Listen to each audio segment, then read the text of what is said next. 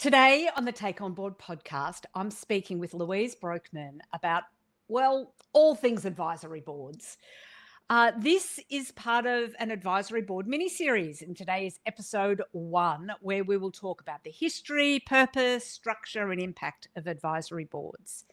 Next week, you will hear from Sandra Gamble, who will talk about energy and sustainability advisory boards. The week after that, you will hear from Cynthia Payne about the health and aged care sector. Then Heather Disher on advisory boards in the business sector. And then I'll be back with Louise on the 21st of May, where we are going to record a live Take On Board recording, live over Zoom/StreamYard, but live nonetheless, where Louise then gives us insights about the state of the advisory board market for 2025. So, folks, you are in for a fun little ride over the next 5 weeks where we explore all things advisory boards. So, before we get started today, as always, I would like to acknowledge the traditional custodians of the land on which we record. For me, I am on the unceded lands of the Wurundjeri people of the Kulin Nation, and I pay my respects to elders past and present. I also acknowledge any First Nations people who may be listening today. I acknowledge their continuing connections to land, waters, skies, culture, and country. I support Voice, Treaty and Truth for Aboriginal and Torres Strait Islander peoples, and I encourage others in the Take On Board community to do the same. Now, let me tell you about Louise. Louise is on the advisory board of the Advisory Board Centre. So if that's not the peak of all advisory boards, I'm not sure what is. And she's been on, well, heaps of advisory boards. She's the founder and CEO of the Advisory Board Centre. And having had first-hand life-changing experience with her advisory board in a previous business, Louise researched and tested the advisory board sector for 5 years before establishing the world's first professional body for the advisory board sector. She knows all there is to know. So, Louise, welcome back to the Take On Board podcast.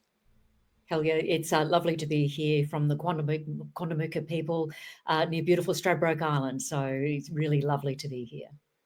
Fabulous. We are so pleased to have you back. And of course, if we're talking advisory boards, you are always the first person I think of because, well, you know it all. But before we dive into advisory boards, as always, I just want to dig a little bit deeper about you. Tell me, where were your parents born and where are your ancestors from? Well, my ancestors are from the Netherlands. So my parents moved, or my grandparents moved with their respective families after World War II, and I'm eternally grateful for what they did.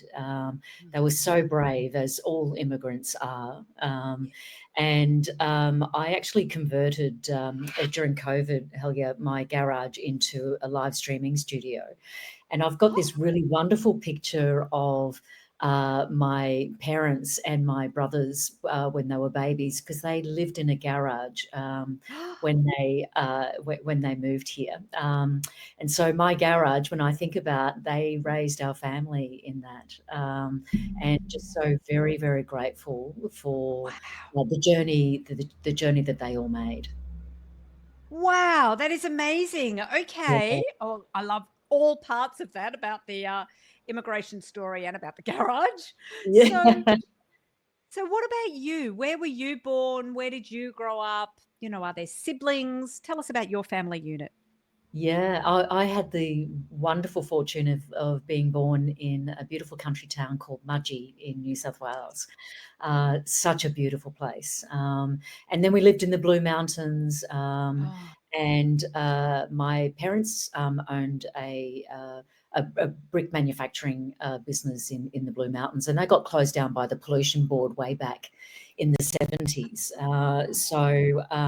That gave them the opportunity to absolutely shift their life, and they went into tourism in North Queensland after that. So I had the other fortune from moving from the bush to the beach in far north Queensland, and so growing up in those environments was just absolute joy, and especially with the 5 children. I'm the youngest of 5, and there's 6 years a difference between the oldest and me. So we were very close, and still Yes. are. So yeah, we all grew up together and had this wonderful, amazing adventure. So whenever mum and dad had a new business, we all just Mm. were we just went along for the ride, and their business ventures were our adventures, if you like.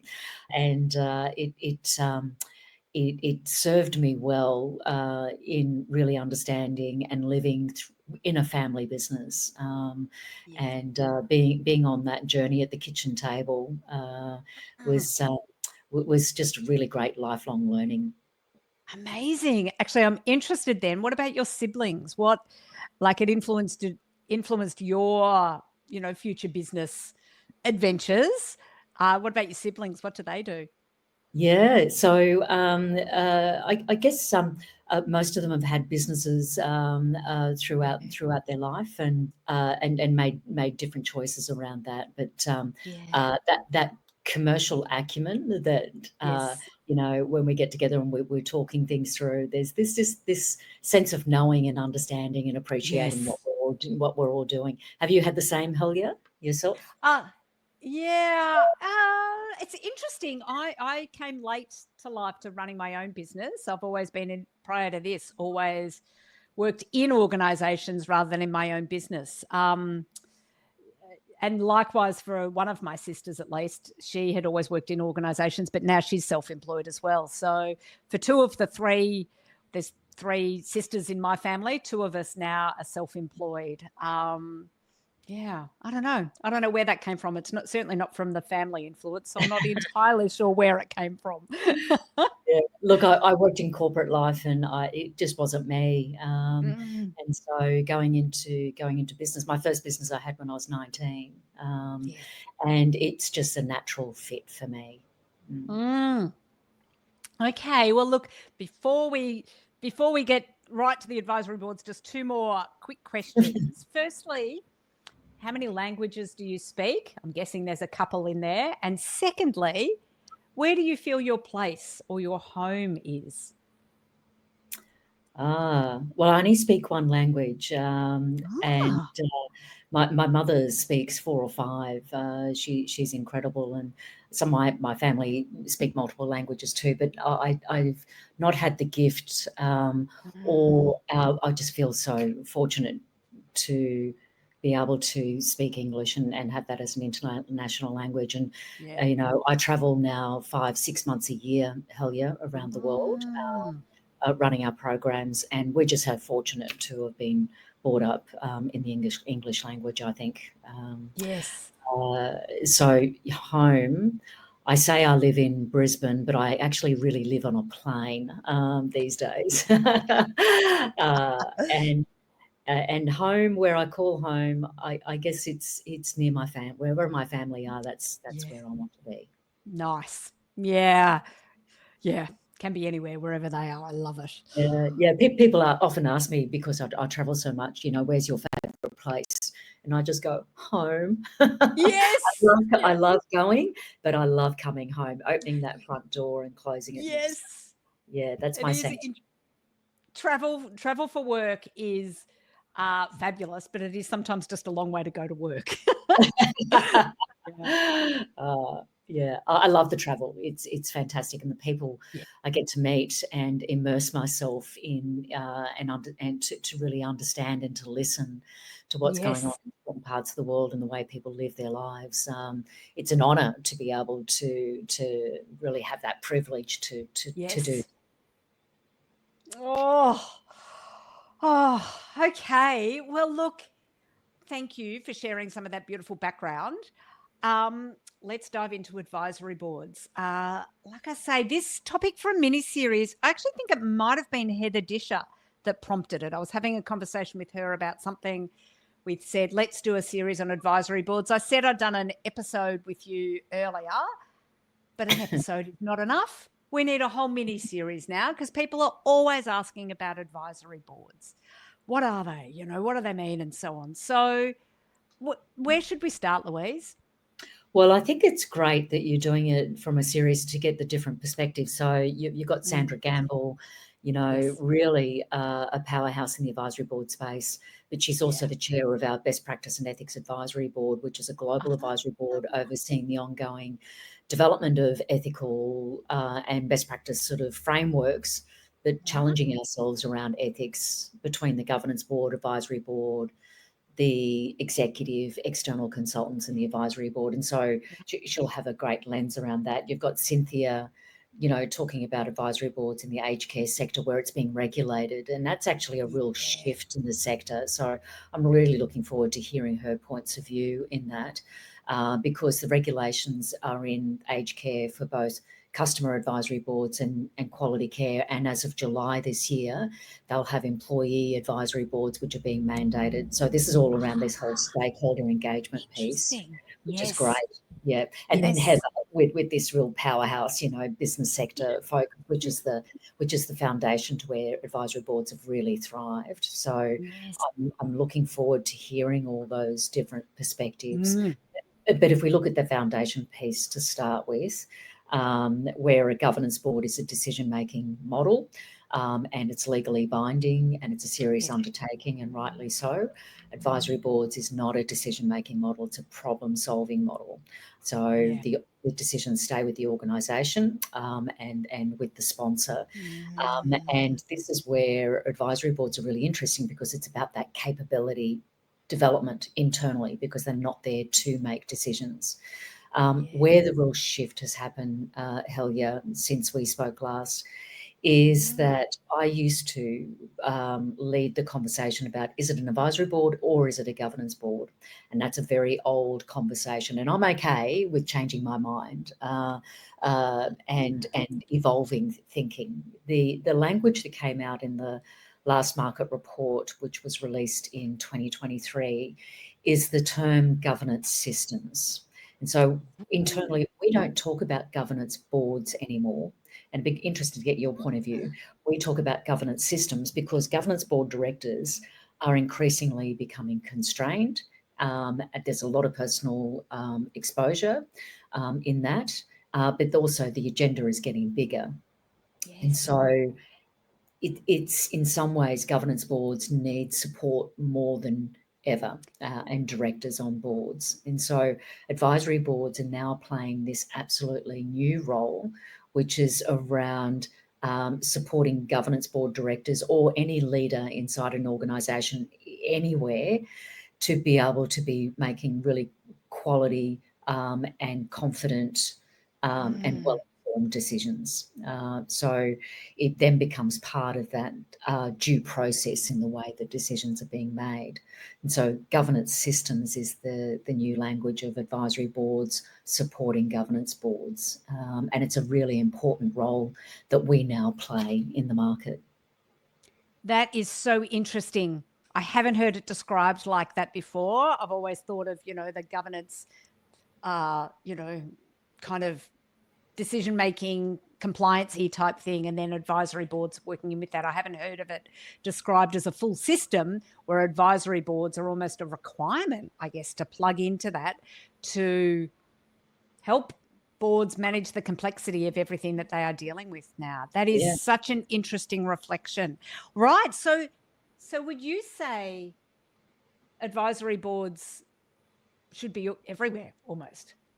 Well, they are. And so when you look at that complexity that we were just talking about, Yeah. Financial Times talks about it, that governance boards around the world are getting smaller. Harvard Business Review, though, talks about the function of governance is getting bigger. And so those 2 things Mm. mean that we need to look at governance with a new lens. Now, advisory Yes. boards is not a decision-making model and should never be. There needs to Interesting. be a clear line between the 2 functions. So there's good Yes. governance principles around Yes. it, but it's getting to a point where governance is gotta get out of the box. It's Yeah. not just the responsibility of the governance board. Good Yes. governance is everybody's responsibility. Yes. And that Yes. opens up everybody to be really thinking about what they're doing, whatever role they are within the organisation, and everybody can be on that governance journey, good governance journey. Yes. Oh, this is mind-blowing for me in episode 1 of this mini-series, and even more interesting about how it all fits together. So for you and your experience around both governance boards and advisory boards, I don't know, what's your advice about I was going to say both sides of the equation, but you're making me rethink, because it's not really both sides of the equation. It's both, I don't know, equal parts in a functioning system. Yep. How do we make that work well? Or what do we need in place to make that work well? Because, yeah. Yes, it's a really good question, and it needs to be done better. Incredible opportunity to bring fresh thinking. You know, the head of sustainability for Procter and Gamble is really well known for saying, bringing the outside in to really broaden out perspectives and be really well informed. And so when you've got an existing ecosystem where decisions are being made, you've got the board of directors, you've got the executive function, you've got external consultants and external providers, you've got this existing ecosystem, and then you're bringing in another one, right? And so I did a study from 2008 to 2016 on 26,000 employees and 607 businesses. I'll never do that kind of study ever again, right? But what I found in that research is that the number one complaint of employees is meetings. And so here we are in the business of more meetings. And so a lot of meetings are just not effective. And if we can just look at the way that meetings are being structured and their intent, their objectives and the impact that they have, just reshaping what already exists is a really good start. But when looking at the establishment phase for an advisory board, it really is a discovery process, because it doesn't happen overnight saying, all of a sudden we're going to have an advisory board. Those ones are really not well structured, and it may be for a project, and project advisory boards is certainly a big shift in the market. Since we spoke, 53% of new advisory boards are now project advisory boards, and it's going to be the future of the advisory board sector. So instead of being about the strategy, it's about a strategy. So when you are then inserting a thinking system, which is an advisory board is a thinking system, into an existing ecosystem, it has to be very carefully mapped, considered, good consultation, good quality, solid frameworks. They don't need to be complex. The simpler the structure it is, the better, but it needs to be really well considered, and very clear about what that advisory board function is and what it isn't. Then we know, and we're going to be talking about this in the new market report, the critical relationship, especially in a governance system, between who the sponsor is, and the sponsor may be a director, it may be an executive or a CEO or a project manager, that the sponsor, the secretariat function that's managing the advisory board function internally, and the chair. It's what I call the golden triangle. So many people think about an advisory board, about the conversation that happens at the table.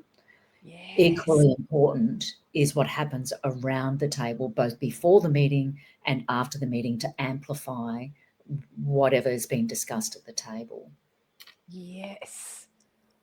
Oh, Louise, you are pulling apart my brain in a beautiful way here, making me rethink how it all works. And it's fascinating, side note, how much it's changed. I think our conversation, I don't know, it was only 2 or 3 years ago, I think, maybe more. It's hard to keep track of. COVID times means that I can't remember at all when anything happened.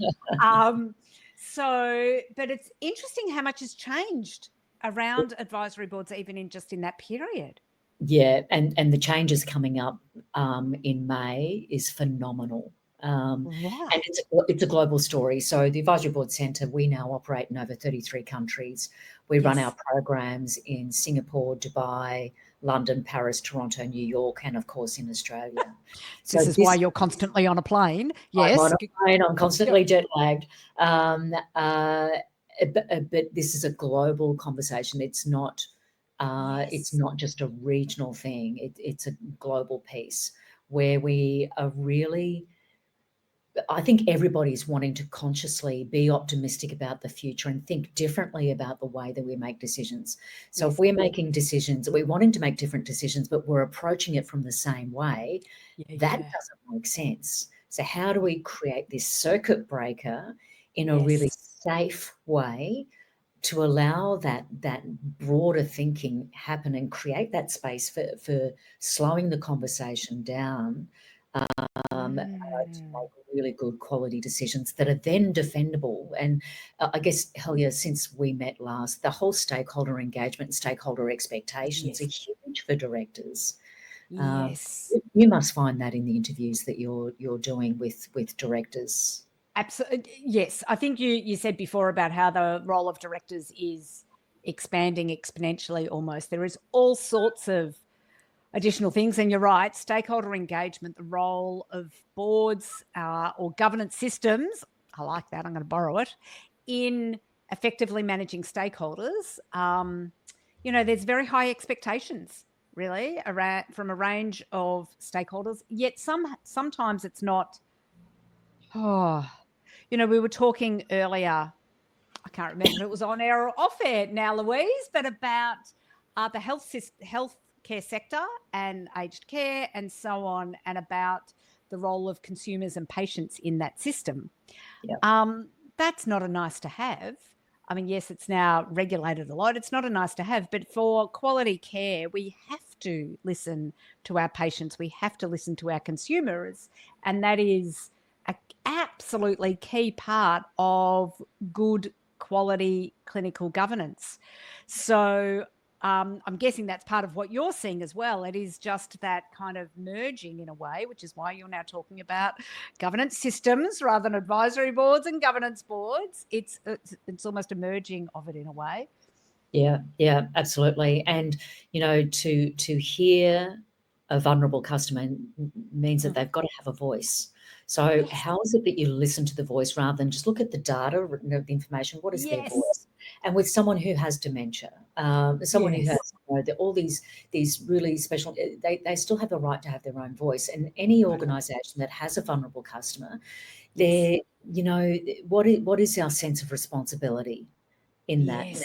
Now, I think it's aged care, disability services, childcare, Yes. education, Yes. banking sector, energy Yes. sector. Mm. Any sector that's being regulated, I think regulators, is a really important piece of the puzzle about Mm. really being conscious about how they're looking after those that are being regulated. Yes. Oh, again, so much in here. So it's interesting. Before this conversation, I know consumer advisory committees, consumer advisory boards, whatever they may be, are key.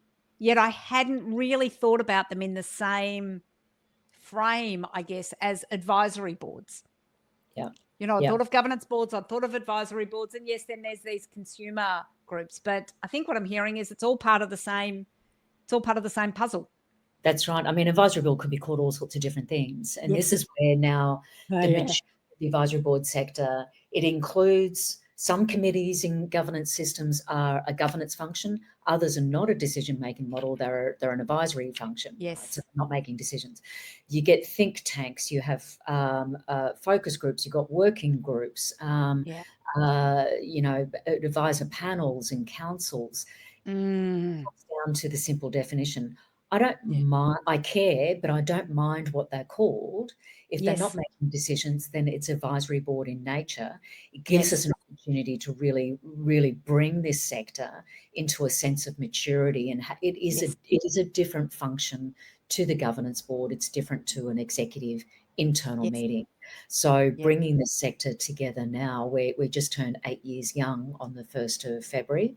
We've got a Oh. 100-year strategy, so we've got 92 more years to go to really caretake and look after and build this sector in the way that anybody that's involved in advisory boards, they know what they're doing, but they're really proud of the impact that they have. Amazing. Oh my God. Sorry, I just have to pick that up. You've got, for the Advisory Board Centre, 100-year strategy. Yep. Yep. That was really Yeah. important for us to Yep, she build says. before we started. Yeah, absolutely. Amazing. That Well, is, and you're only 8 years old. See, it feels to me like you've been around forever in a beautiful, wonderful way. But you're only, okay. What's your 100-year vision, Louise? Just out of interest? well, we're already global, and we're still the only professional body, Helga, in the for this sector, which is why we've got to take this seriously, and so proud that it started in Australia, but we're a Yes. global organisation that just so happens our support office is here. I've now Yes. resigned as CEO. Our CEO is based in Hong Kong, and that enables us to make sure that our key priority right now, we knew the first 10 years was about building a foundation, because we're not building a business, we're building a sector. And so we've got Yes. to ensure the foundation to this sector enables the whole advisory board sector to create the platform for the ecosystem to work and collaborate, and to let the market shape us where we need to go. Yes. Do it really carefully and slowly. So it's a 4-generation strategy. So it's always been my intent that it was never to be about me. It was to be about the market and about those that we serve, and we need to pass it on. Advisory boards are about passing on our knowledge and Yeah, skills for somebody absolutely. else to be really proud of the choices that they make. And so I've had that Mm. same view to not, this advisory board centre was never to be about me, which is why I've needed to pass it on soon Yes. rather than later, Amazing. because we all need to pass it on. Oh my God, all of that is amazing. And you're right. You're right. You do need to, but it doesn't mean all founders do that, Louise. So 10 out of 10 to you And in it's being not able to. easy. Yes. Yeah, it's not. And I think, founders or founding CEOs transitioning to another CEO, it's tricky, and you just go, well, this is going to be tricky and let's work it out. So 10 out of 10 to you. So then I'm wondering, with with your global view of advisory boards, who's, whether it's a sector, whether it's a country, whether it's a region, who's doing it well? He's doing it well. Well, if you look at the market, not by region, but by a few different lenses, you've got the startup scale-up market, where advisory boards are really flexible. It makes up 29% of the advisory board sector. It's really important for that part of the market. And you're getting Mm, more and more accelerators building really good quality advisor panels. Um, yes. and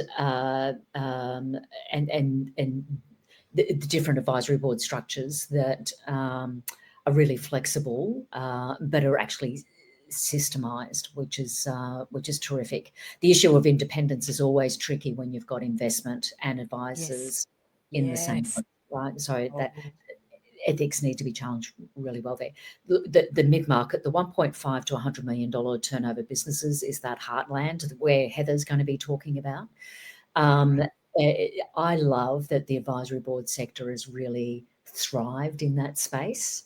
And Yes. then other sectors, including governments, multinationals, are learning from the business sector. And so Yes. I just had this inner business owner mentality around that one, going, go, you good thing. Yes. Yeah, I'm very, very happy about that.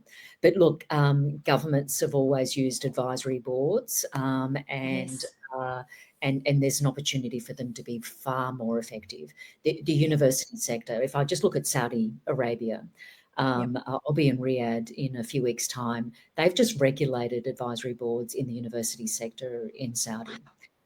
Yeah. Wow. So Amazing. global thought leadership advisory boards for universities. Now, if you think about that region, 70% of their population are under the age of 35. And so education Mm, is really, really important, not only because they're reshaping their economy, but also they've got this huge asset of young people. yes. And so the education system around the world is really being challenged right now. And so Yeah. building this thought leadership approach to it, I think, is a real lighthouse moment in the market for all of us to recognise that if we just say the finest minds in the market are in universities and they're mandating that they bring thought leadership into the university sector, I think that's a moment for all of us to stop and really view what they're doing. Incredible. Oh, Louise, there is so much in here. I am so glad we are getting you back. Well, I'm glad we got you back today. I'm so glad we are getting you back at the end of the series to talk about the state of the market, because my punt is people are going to listen to these podcasts and have a million questions to come back to you on. So in a moment, I'm going to ask you to sum up, but just before we do that, can I ask one very practical nuts and bolts question? Yep. Advisory boards and pay. Are they generally paid? How does that work in the advisory board world? It varies. And so it comes down to an ethics question too. If a for-profit is asking an advisory board to do it as a pro bono activity, is that fair? So the fairness test is something that we'll be talking about in the new report. In some environments, though, it's not right for people to be paid because it's a social contribution. So pro bono happens a lot in the in government, in the not-for-profit space. The business sector is really well known for paying its way. Most chairs, work on a retainer, and there's some real shifts in the market that we're seeing that I can't talk about yet. But the normalising of the advisory board model with the chair is a very real thing. Advisors generally get paid per meeting. So it's got that flexibility for it to work in both ways. So the business sector, they get generally paid on a monthly retainer. In the corporate and government sort of sector, it's either double what gets paid in the business sector or it's nothing. So double or nothing, literally. It's a bet. It's a bet. Okay. Oh, okay. Again, see, I can't wait for our final episode in this, which is that state of the market update. Oh my gosh, Louise. Oh, you've blown my mind in the most beautiful way. What are the key things you want people to take away from the conversation that we've had today?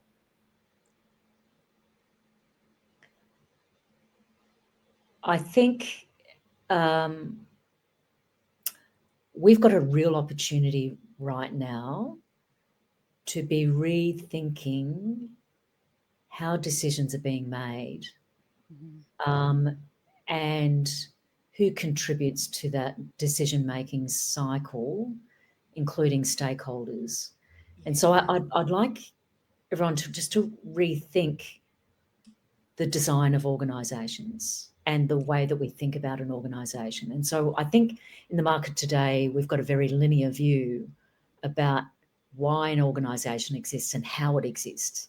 So you think about, you've got your business, Helia, you've got your suppliers that support you in your business, and then you have your clients. That's linear. Yes. What if we were to rethink how organisations exist as an ecosystem? So instead of a linear chain, we think in a circular fashion, so that the supply chain is working with an organisation because it's still part of a supply chain. How is it everybody can thrive and make really good decisions and work well together, and including the clients in that piece too? And so it's about really thinking more broadly around the way that we make decisions and the impact it has on others. Yes. Yeah, great. I love that holistic approach. Spoken like a woman who has started a 100-year strategy for the organisation, that big picture thinking. I love it. Other than the Advisory Board Centre, we will definitely put a link to your organisation in the show notes because it is a key resource for anybody thinking about these things. So other than your centre, which is incredible, is there a resource you would like to share with the Take On Board community? Well, the market report is the key one. It's a free resource. So it's a great way to keep up to date. the ABF 101 Advisory Board Best Practice Framework. It's a principles-based approach to advisory boards, and the 5 key principles. That's also freely available as a resource for people to understand the foundations to best practice. So that too, that we're very open to be able to share. Fantastic. Okay. Again, we'll make sure there's links in the show notes to both of to the Advisory Board Centre and those specific areas. And of course, in a month or so's time, we will have the new State of the Market report where you and I will have a conversation about that. Cannot wait. Yeah. Oh, Louise, thank you. Thank you so much for being open to the call. Thank you for some behind the scenes plotting and planning about who we might get on as guests for this mini series. Thank you for always just being, a good friend of Take On Board and, sharing your wisdom with the Take On Board community today. I really appreciate it. And thank you for being a fan to the advisory board sector too, Helga. Really appreciate it. Oh, look at us, mutual fans. Love it. All righty. Thanks, Louise.